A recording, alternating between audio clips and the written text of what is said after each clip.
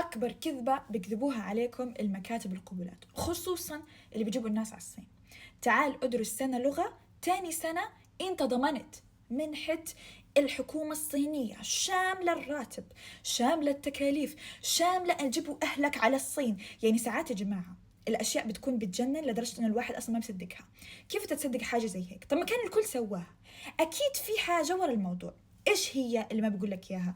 إنك لازم تمتحن امتحان اللغة الصينية اللي صعب أصلا تاخده في سنة، اللي هو المستوى الرابع.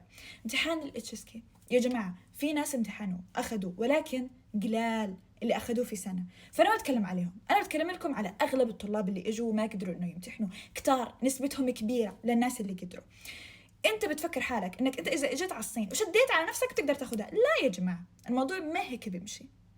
لأنه أصلا لما المكتب يروح يوديك على جامعة في آخر الدنيا تصنيفها أصلا مش مصنفة وحالتها حالة، أنت بتكتئب وبتبطل بدك تدرس أصلا.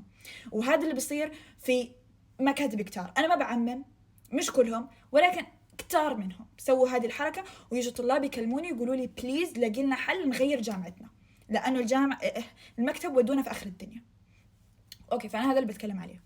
ما تيجي على أساس إنك هتاخد المنحة هذه الكاملة بعد سنة، لأنه كذا.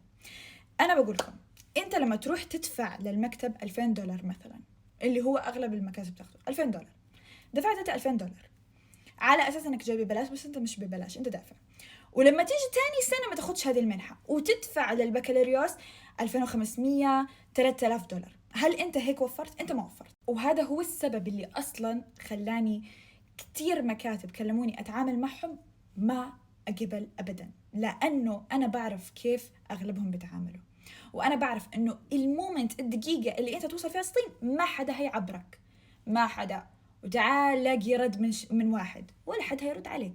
هو المهم عنده انه ياخذ فلوسك وما السلام، خلاص طلعنا لك قبول يا روح.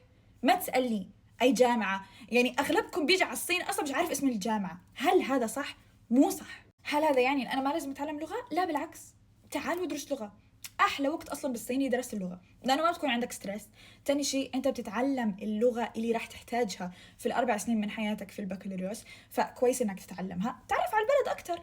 ممكن تعجبك مدينة وتقول خلاص اوكي بهاي المدينة بدي ادرس البكالوريوس، فتعال تعرف عليها وانت تختار الخيار الصح وانت في الصين. انا هذا برأيي.